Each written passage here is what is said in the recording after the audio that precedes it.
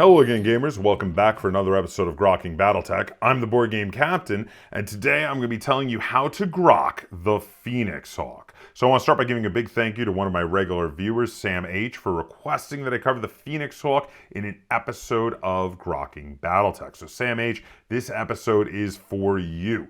Now, before I get too into this, I do want to say I've got a ton of links in the description down below that you can check out at your leisure. There's a link to BoardGameCaptain.com, which is a great hub for all things Board Game Captain. There's also a link to my Teespring store if you're in a position to and like to support the channel by buying some Board Game Captain merch, t-shirts, mugs, etc. There's also a link to my Patreon if you would like to support the channel financially. All right, now, the Phoenix Hawk. This is a super fast medium mech, 45 tons, that has been around since the dawn of Battletech, and there are a ludicrous number of variations of this mech, and for good reason. It's because this mech is generally very good. Now, it is a medium mech that moves as fast as a decently fast light mech. Not super fast. It doesn't get the 7.11.7 of something like, say, a Wraith, but it does have a 6.96 that for a medium mech that has significantly better armor than a light mech is actually pretty decent because it can take a couple of hits while also moving fast enough that it shouldn't have to take that many, and then can get behind your opponent. It can also be used to hunt down lighter enemies. So we're going to go through many of the versions of the Phoenix Hawk because there are a ton, and I like a ton of them. We're going to talk about which is my favorite. I'm going to give you a custom version of my favorite version of the Phoenix Hawk. I'm going to give you a recommended mech warrior to pilot my favorite version of the Phoenix Hawk. And I'm going to give you a lance that I have built around my favorite version of the Phoenix Hawk, which is a little tough because there are quite a lot of good versions, and which is my favorite kind of changes every once in a while. But right now, which one is my favorite? So, to start with, we're going to start with the Phoenix Hawk PXH1. This is a Star League era version, generally considered one of the basic versions or the basic version of the Phoenix Hawk. We've got the 6.96 movement, which is not bad for a 45-ton mech. It'll keep those modifiers up fairly high, especially considering, again, that the armor is not bad either. We have 6 armor on the head. We have 23 on the center torso, 18 on the side torsos, 10 on the arms, 15 on the legs, and 5 and 4 on the rear torso sections, respectively. This is not too bad at all. Everywhere but the head on the front, you can take a PPC or AC-10 shot and not get into internal structure. I like that. Now, the rear is a little weaker, but this is a fairly maneuverable mech, so if enemies have gotten in your rear, something has gone terribly wrong. One of the few problems here is that the only 6 on the head makes the head quite a vulnerable spot. Of course, this thing can be head capped by an autocannon 10 or PPC, so that is a little bit of an Achilles heel or Achilles head, if you were. Now, it has only 10 single heat sinks. This also can be a bit of an issue because some of its equipment does cause a bit of heat, but it's not terrible. Its equipment goes as follows. We have a large laser, we have 2 medium lasers, and we have 2 machine guns. Now, if you fire the large laser, which gives 8 heat, as well as both medium lasers giving you another 6 heat, you will significantly overheat this mech. It'll take 10 heat above and beyond its 10 heat sinks. So that can be a problem, but you're not really meant to fire all of these at once. You know, you hunt down infantry and hit them with the machine guns. Machine guns can always be fired without worrying about overheating because they cause 0 heat. If you're in close range, you're going to fire the medium lasers. If you're harassing at a better range, you're going to fire the large laser by itself, which is actually something that this mech does quite well because at 10 hexes away, medium range for most weapons, you can fire that large laser and only have the medium range difficulty on yourself while giving a huge difficulty for your opponent to hit you, especially if you've jumped into a forest. Now, moving on, we're going to talk about the PXH1D. This one brings down the weapons to 2 medium lasers and a large laser only, removing all of the ammo dependency of the machine guns. We still have the 6.96 movement. The armor goes as follows. We have 6 on the head, 23 on the center torso, 18 on the side torsos, 10 on the arms, 15 on the legs, 5 and 4 on the rear torsos, respectively. We up the heat sinking capacity to 12 heat sinks. to keep this puppy a bit cooler than the 1. Now, the 1D, I actually do like this better. I think this is an improvement. I don't think you really need those machine guns unless you're playing combined arms, and I'd much rather have the better heat-sinking capacity. Granted, it does increase the battle value a little bit. The 1 had a battle value of 1,041, whereas the 1D has 1,083 battle value. A little bit more expensive. The next version we're going to talk about, another Star League era version, is the PHX-1K. Now this thing has a large laser, 2 medium lasers, and a small laser. We remove all jumping capability, so we just have a 6-9 movement, which is a bit of an issue. No longer anywhere near as maneuverable as the previous versions, but we have upped the armor a little bit with 8 on the head, 23 on the center torso, 18 on the side torso, 14 on the arms, and 22 on the legs. We also have 13 single heat sinks to keep this puppy cool. This is an interesting mech. I do not like removing the jumping capability from the Phoenix Hawk. I think that the combination of jumping a fairly decent amount and easily getting into forests with jumping, because forests, of course, do not add any extra difficulty or any extra movement to be able to get into a forest with a jumping mech, combined with an okay amount of armor, makes the other versions of the Phoenix Hawk from the Star League era quite survivable. This one relies a little too much on the armor, which, even though it's better than the other versions and is really not bad, is not amazing. But for running around in more open terrain where there's not a lot of forests and harassing with that large laser until you can get closer in the rear of an enemy, this mech can excel. And then you can run in closer and unload with more weapons than the PHX-1 can, because you have 13 single heat sinks, and of course you're not going to be overheating from jumping, so it does use its heat sinking capacity a little better than the 1 does. Now, next I want to talk about the 1B Special. This is an interesting version of the Phoenix Hawk from the Star League era that has 10 double heat sinks to keep it much cooler. It's got the 696 movement that is fairly standard for most versions of the Phoenix Hawk. This one has a Guardian ECM suite, an ER large laser, an ER PPC, 2 medium lasers, and 2 machine guns. So obviously those double heat sinks are very necessary, because the ER PPC by itself does 15 heat.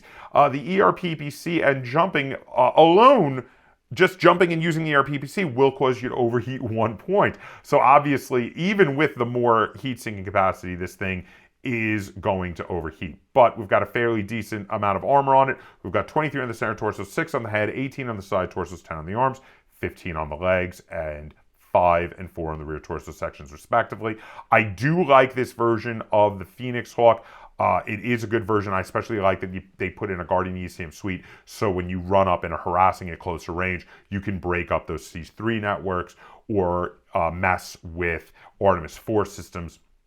It's not bad. We also have a Succession War version, the PHX-1C, as in Charlie Special. Again, we've got a Guardian ECM suite, an ER large laser, but we remove the ER PPC for a snub-nose PPC, and then we've got 2 machine guns and 2 medium lasers. Now, it's still got the 10 double heat sinks. We've still got fairly decent armor. Again, 23 on the center torso, 18 on the sides, 12 on the arms. We've got 8 on the head, which is actually pretty good for a Phoenix Hawk, 20 on the legs, and 5 and 4 on the rear torso sections, respectively. Being that this one can get in pretty close to use that snub-nose PPC to good effect, I actually quite like the 1C Special. Next, I want to talk about the PHX-2. We're finally past the 1s. God, there's so many. Now, this one is the 696 movement, still basically very similar to the others on the armor. We've got 8 on the head, 23 on the center torso, 18 on the side torso, 10 on the arms, 18 on the legs, and 5 and 4 on the rear torso sections, respectively. It does drop down its heat efficiency, though, with only 10 heat single heat sinks. It's got a Guardian ECM suite, an ER large laser, and a pair of medium lasers. This one is not as good as some of the other versions. It does have its uses, but again, similar to some of the older versions, you're going to have to decide whether you're firing the large laser or the medium laser. Not really going to fire both, because it will overheat significantly. Next, we're going to talk about a Succession War era version called the 3D. D is in Delta. So this version, again, has got the 696 movement. Now we upgrade to 12 double heat sinks. So this one is much more heat efficient.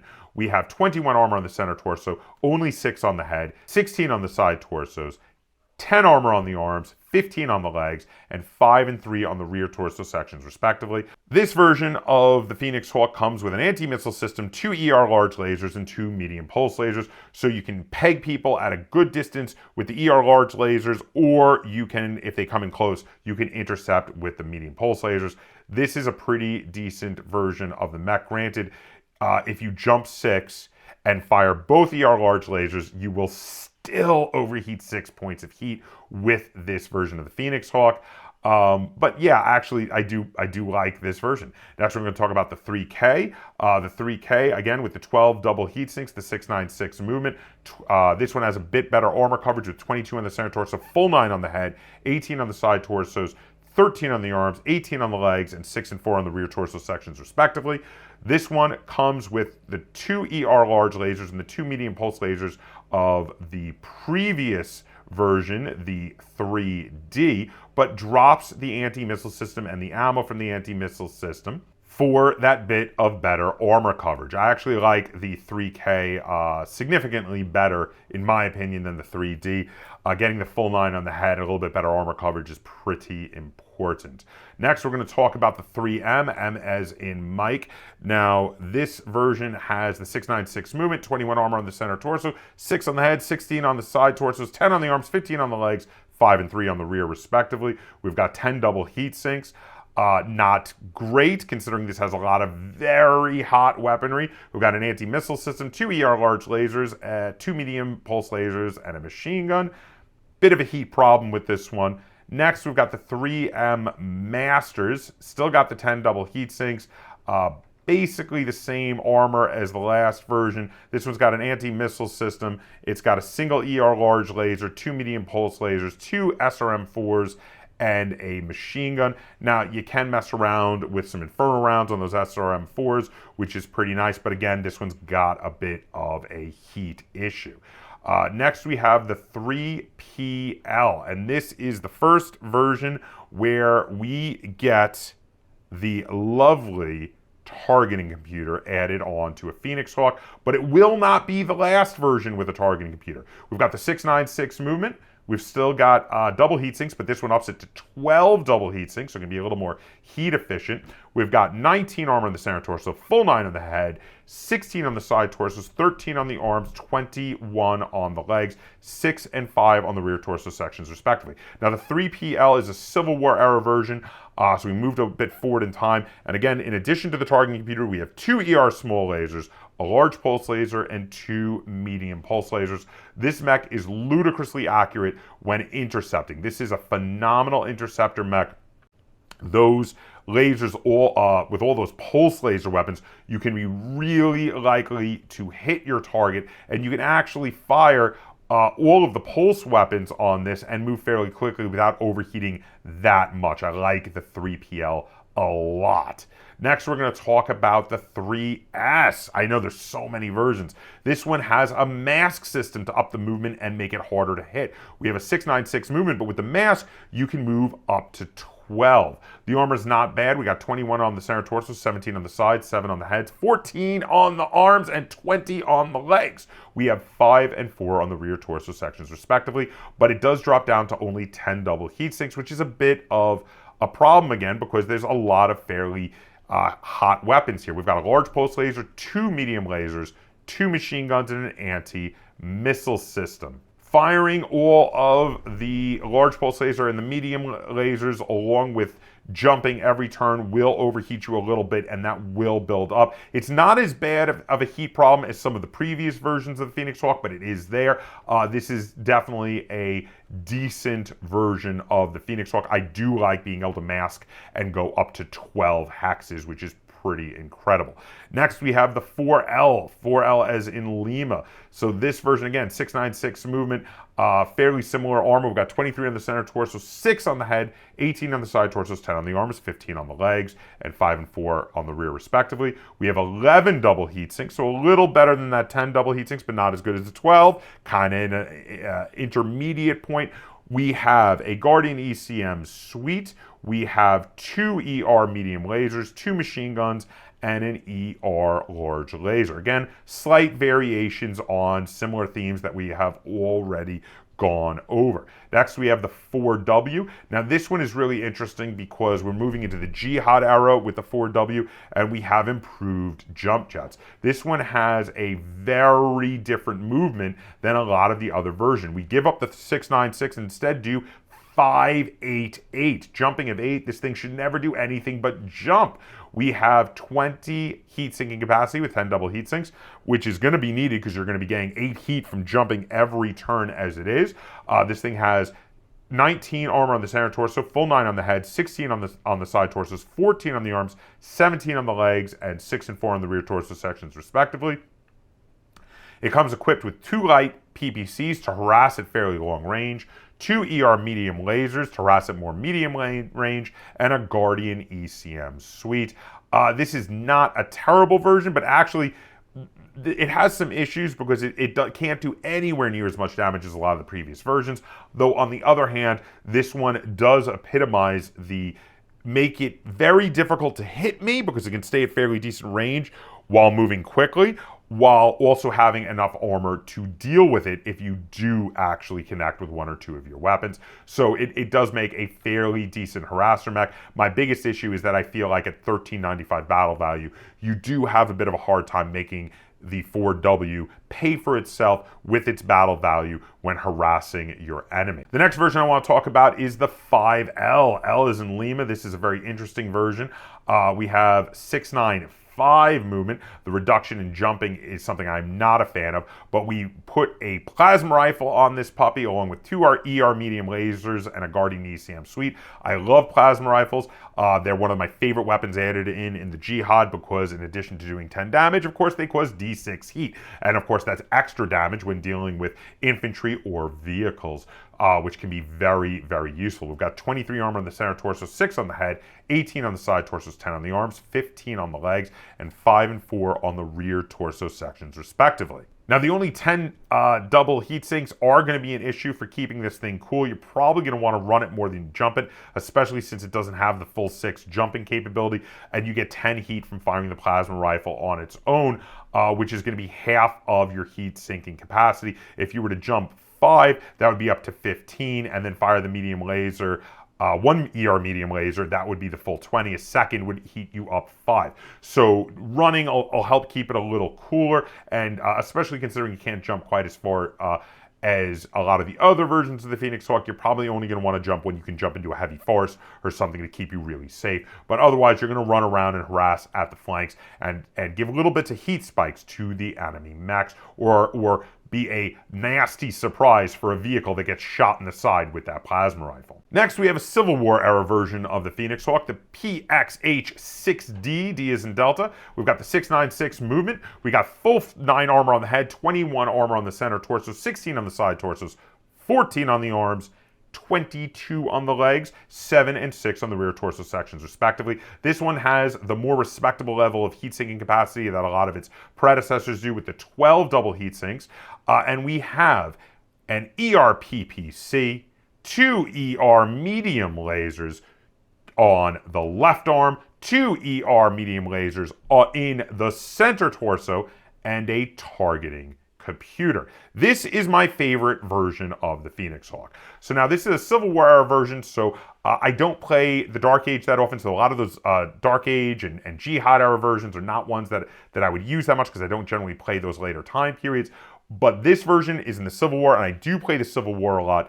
And for the Civil War, this one is great. You've got the ability to keep at distance while moving quickly, has some of the best armor of any of the versions while keeping it distance, and you can peg people with that ERPPC, which is even more likely to hit the target thanks to the targeting computer.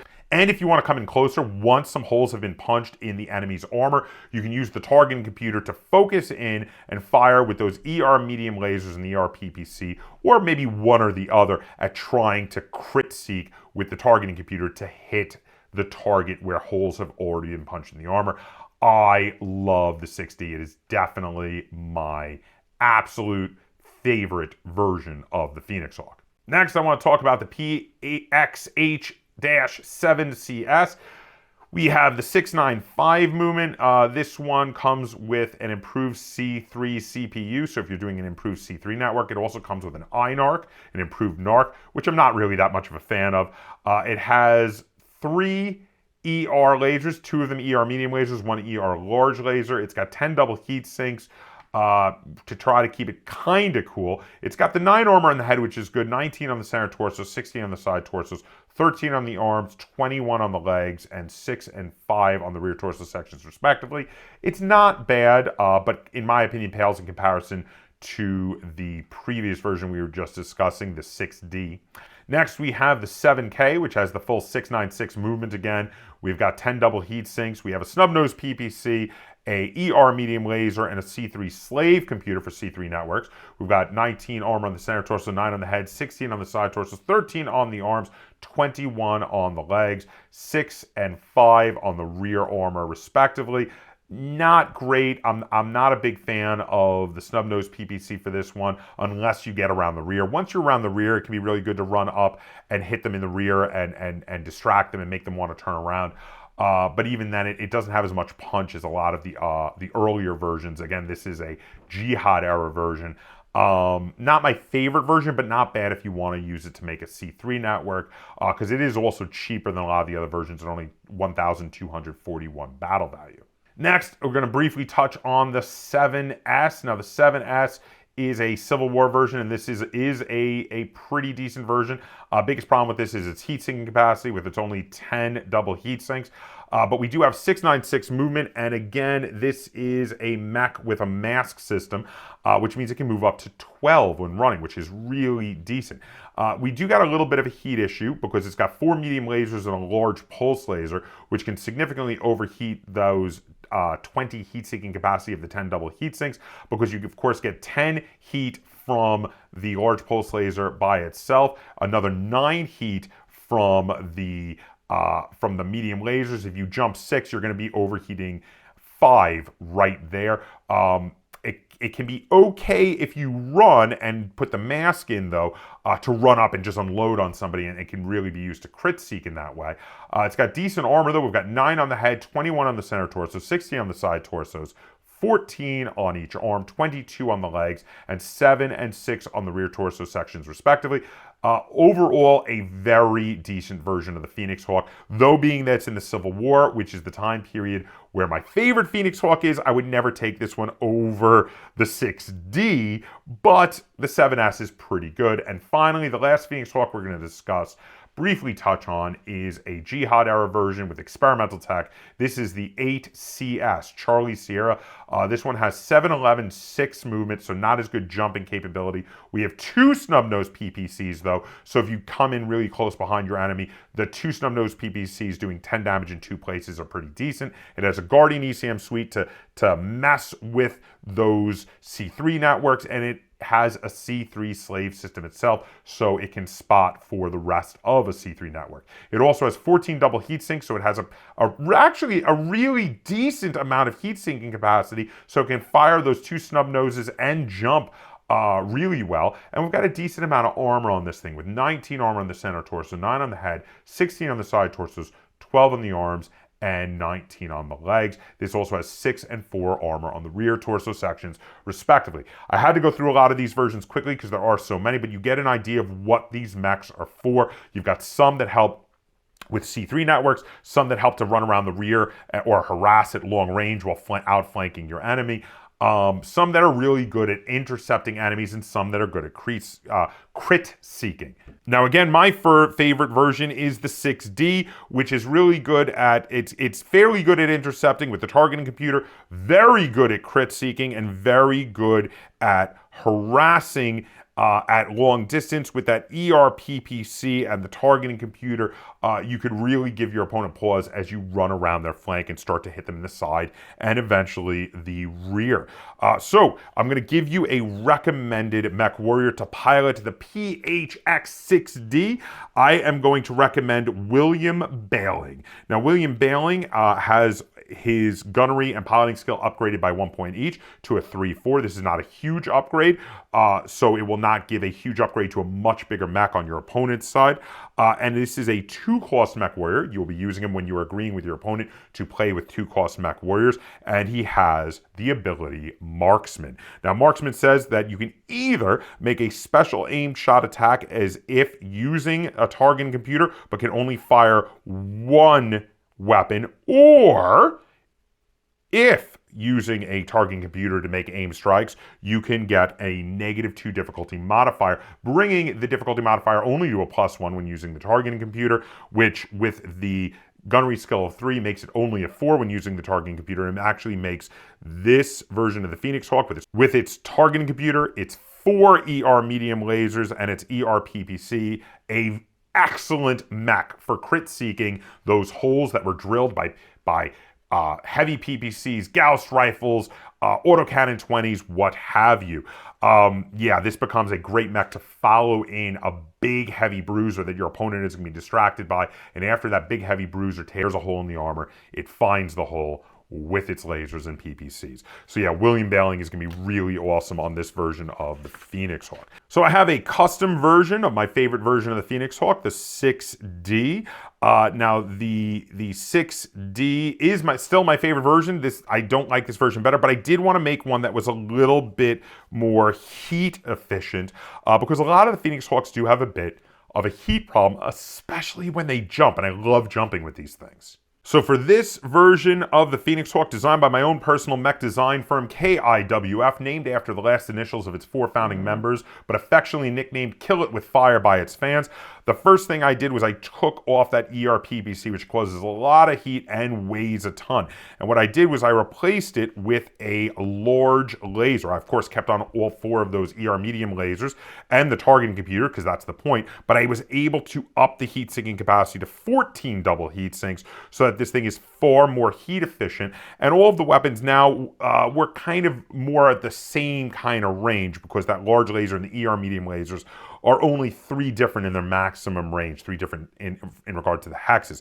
Now, granted, I don't like this better than the multi-purpose PHX 6D, but it is a fun option because of its better heat efficiency and its more dedicated role. Now for my custom lance for the PXH-6D, because again, it is my favorite. We've got 3 other mechs, and we're going to be making a command lance. Now, to make a command lance, the requirements are that at least 1 unit in the formation must be designated as the command unit. That will not be the Phoenix Hawk. 50% of the units must have one of the following roles: sniper, missile boat, skirmisher, or juggernaut. So I did get a sniper and a juggernaut in here for that. And 1 additional unit must be a brawler, striker, or scout. That is the Phoenix Hawk itself. Now, the ability is that prior to the beginning of the play, 2 of the non-command units in this formation can receive the combat intuition ability. Now, one of those will be the Phoenix Hawk, and one of those is going to be my big bruiser that is going to tag team with the Phoenix Hawk. I'll explain which mech that is in a minute. And the 2 of them are going to be able to activate before a particular enemy mech does. So the big bruiser, which has a really big gun, is going to walk up, unload on that mech, and blow a big hole in it before that mech even gets to activate and move. And then the Phoenix Hawk is going to follow it up and crit seek on it, and neither one of these mechs are going to get any difficulty for the enemy moving that turn. So they'll be able to focus in on a mech and just blow it off the board. Now, they're only going to be able to do this a few times, though, because when you declare combat intuition, you do it at the end of a turn, and you have to take a wound to your mech warrior to do it. And then, of course, you have to test to see if your mech warrior stays conscious. This is the inherent risk. But we're probably only going to need to do it once or twice to really tear some mechs off the board. These guys are going to work as a tag team precision scalpel. So this lance is a 6,000 battle value Civil War era command lance. The first mech for this lance, of course, is the Phoenix Hawk PXH-6D. The second mech for this lance, its tag team partner to punch the holes that the Phoenix Hawk is then going to use the targeting computer to find, is the Stalker STK-8S. Now, this is a 3-5 movement Stalker. Of course, it's a big 85-ton beast. It comes equipped with a heavy Gauss rifle. It comes equipped with 2 ER medium lasers, 2 ER PPCs, and 2 medium pulse lasers to do a little bit of intercepting if something comes in close. We have 16 double heat sinks to try to keep it cool. Of course, you may need to cycle some of those weapons, of course, to keep it cool, but the big weapon that really matters is that heavy Gauss rifle for punching the holes for the Phoenix Hawk, because if you can get in at close range, you can do 25 damage in a single spot, which is enough and most mechs up to and including heavy mechs to punch through most of, if not all of the armor in a location that then you can find with the weapons on the Phoenix Hawk. This mech also is no slouch when it comes to armor. We've got 36 armor on the center torso, 25 on the side torsos, 23 in the arms, 25 on the legs, 11 and 7 on the rear torsos respectively, and 9 on the head. This is going to be a big beast of a mech, and if it wasn't for the fact that I really want to use this mech to get in close and tag team and use combat intuition, this would probably have been the command mech in this lance, but it can't be because of that reason. So for the command mech, what we're going to use instead is a Caesar CES-3R. Now this is a heavy mech, so still a pretty decent mech that can stay further back and ping and also make some holes to help out that tag team. So this thing hopefully will not get targeted because its armor isn't quite as good. Its best armor at the center torso is only 26. Hopefully, though, your enemy will be distracted by the Stalker and the Phoenix Hawk, keeping them busy. It's going to stay back with its Gauss rifle, ER PPC, and 2 medium pulse lasers facing forward, as well as 2 medium pulse lasers facing the rear, and 16 double heat sinks. This thing is going to be the command mech, which with the command lance allows you to re-roll initiative once each round. You're going to stay back, probably put this thing in a heavy forest and just ping things from a distance with it. And then as the final mech, the light mech that also will probably be parked in a heavy forest or behind cover of a hill and do some nice covering fire, we have a very affordable Thorn THE-N1. This is a 6'9 movement mech with an ER PPC and a small laser, tissue paper for armor, but again, you're going to stay far away from your enemy and just hit them with the ER PPC. This is literally just meant to be a turret tech mech to sit in a heavy forest and fire the ER PPC every round to give covering fire to the Stalker and Phoenix Hawk that are charging your enemy. So that's it. That is it for my episode of Grokking Battletech on the Phoenix Hawk. If you enjoyed this episode, be sure to give it a like. If you haven't already, please subscribe to the board game Captain and share this on all forms of social media. And comment down below and let me know what mechs I should cover next. Request them in the comments down below. And until next time, game on.